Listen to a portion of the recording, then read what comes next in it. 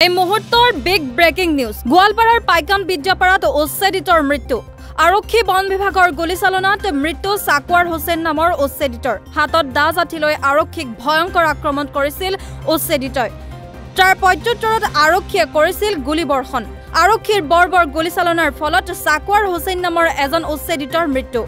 আহত আন তিনিগৰাকী উচ্ছেদিত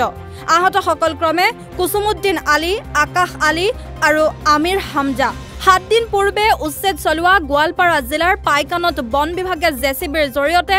মানুহ অহা যোৱা কৰা ৰাস্তা বন্ধ কৰি দিয়াক লৈ ৰাইজ আৰু বন বিভাগৰ মাজত সংঘাত হয় ফলত বন বিভাগৰ লোকে গুলীচালনা কৰে সমগ্ৰ ঘটনা সম্পৰ্কে AIUDFৰ ৰাজ্যিক সাধাৰণ সম্পাদক আব্দুল হাইৰ প্ৰতিক্ৰিয়া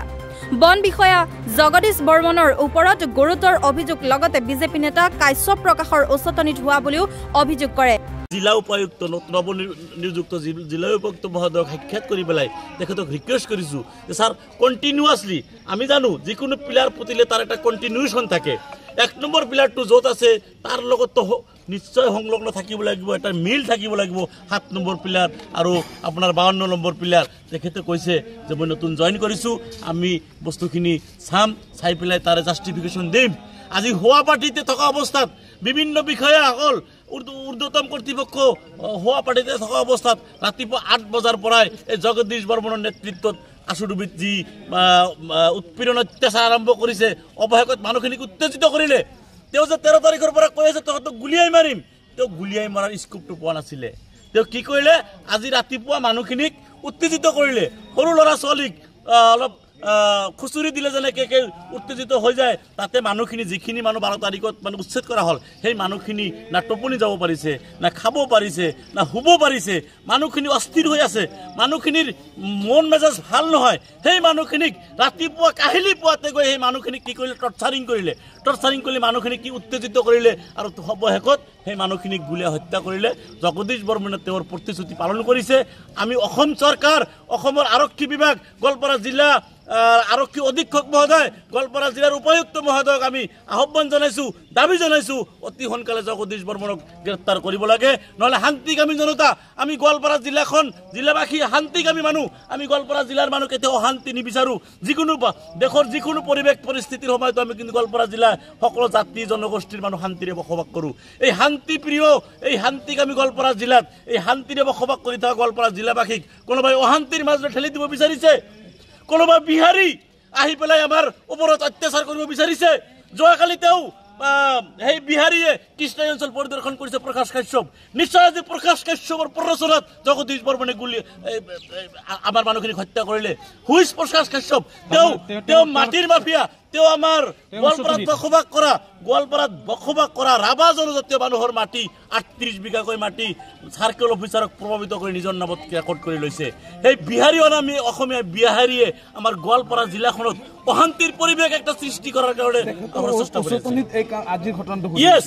ইয়েস প্ৰকাশ কাশ্যপৰ উচ্চতনিত আজিৰ ঘটনাটো হৈছে প্ৰকাশ কাশ্যপ যোৱাকালি কৃষ্ণাত গৈছিল প্ৰকাশ কাশ্যপে ওপেন আমাৰ মানুহখিনিক টাৰ্গেট কৰি কথা কৈ আছে প্ৰকাশ কাশ্যপে ৰাভা জনগোষ্ঠীৰ মানুহৰ মাটি বেদখল কৰিছে আৰু জগদীশ বৰ্মনে 13 তাৰিখৰ পৰা গুলিয়াই মাৰিম তহঁতক বুলি কৈ আছে এই প্ৰকাশ কাশ্যপৰ উচ্চতনিত প্ৰকাশ কাশ্যপৰ প্ৰৰোচনাত জগদীশ বৰ্মনেৰ নেতৃত্বত আজি আমাৰ আশুডুবিৰ মানুহখিনিৰ এই অৱস্থা হল গুলিয়া হত্যা কৰা হল আমি পুনৰ জনাই আছো এই খবৰ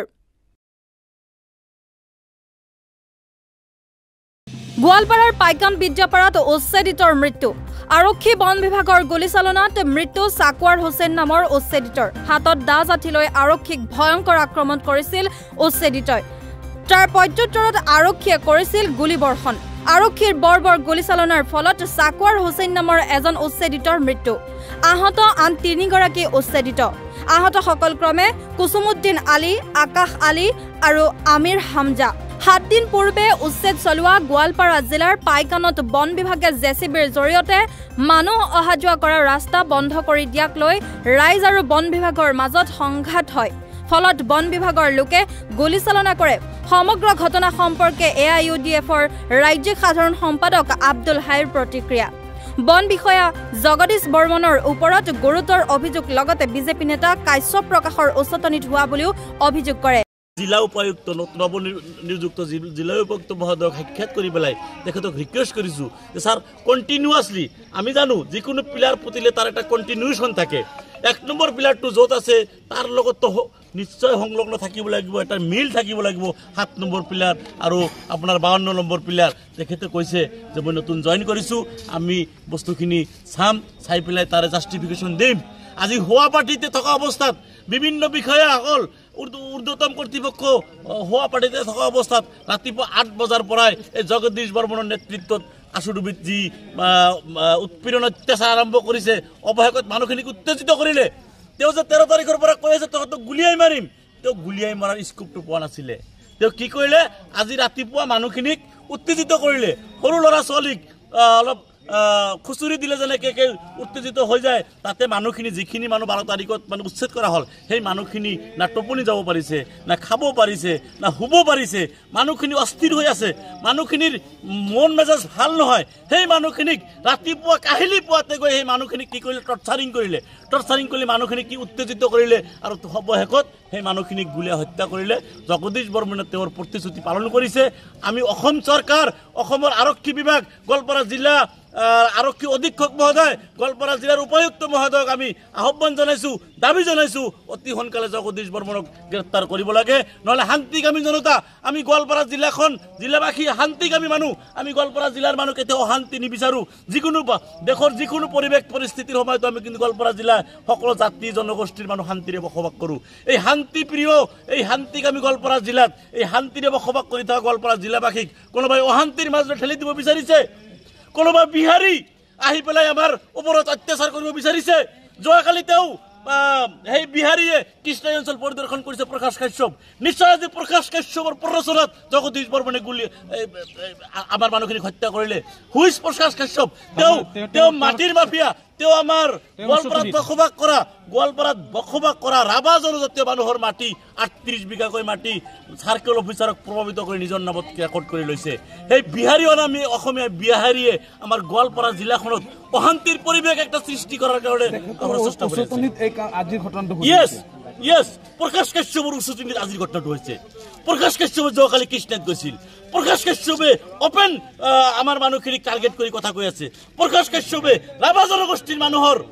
মাটি বেদখল কৰিছে। আৰু জগদীশ বৰ্মনে 13 তাৰিখৰ পৰা গুলিয়াই মাৰিম তহঁতক বুলি কৈ আছে। এই প্ৰকাশ কাশ্যপৰ উচতনিত, প্ৰকাশ কাশ্যপৰ প্ৰৰোচনাত জগদীশ বৰ্মনেৰ নেতৃত্বত আজি আমাৰ আশুডুবিৰ মানুহখিনিৰ